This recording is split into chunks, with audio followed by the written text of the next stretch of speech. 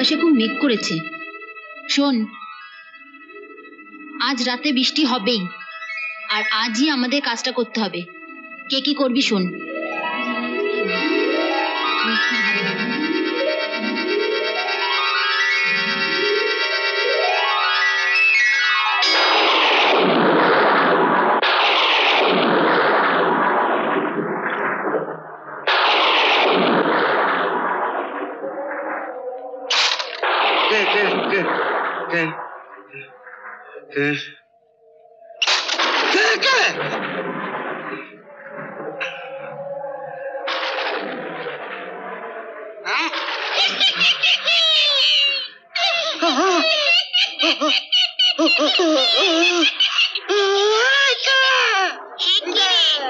এক বছর হলো মরেছি, এর মধ্যে আমি ভুলে গেলি দেখছি।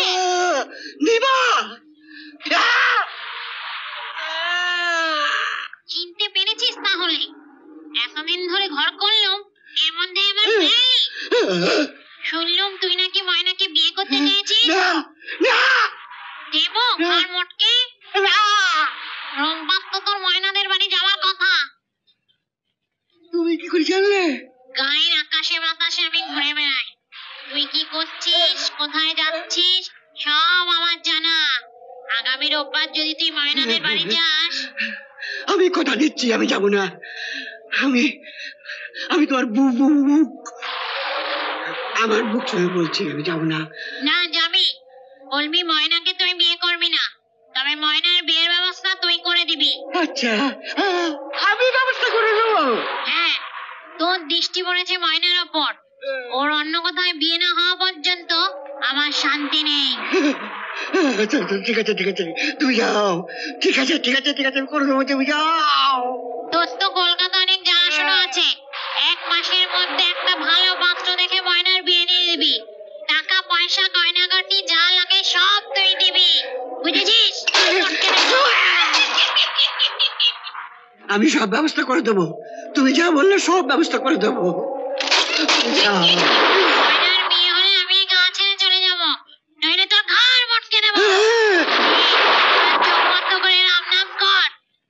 আমি এখন যাচ্ছি।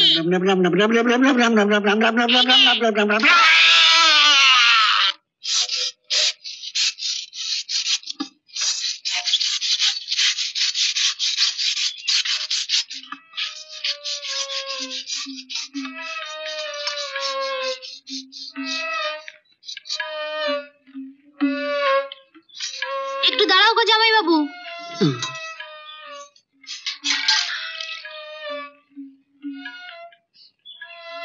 এই তোমার আসার সময় হলো গো জামাই বাবু। ময়নাদি তো কেঁদে কেঁদে চোখ দুটো জবা ফুলের মতো লাল করে বসে আছে। আমি আর তোর জামাইবাবু হতে পারলাম না রে পূজা। কেন? ময়নাদি একটু কালো, তাই ময়নাদিকে তোমার পছন্দ নয়?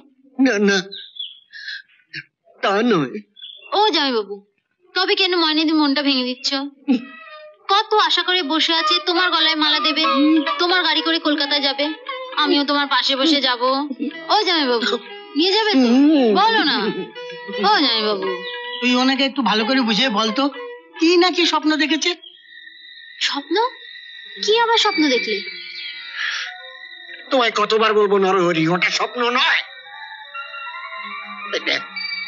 যাওয়ার সময় আমার ঘরের মধ্যে এত বড় একটা পেয়ারার ডাল ফেলে গেল, ওটা স্বপ্ন? ও জামাই বাবু, কি হয়েছে তুমি আমায় বলো তো। এটা ময়নাদির জীবন মরণের ব্যাপার। তুই বুঝবি না, যা বলার আমি তো কর্তা বাবাকে বলবো।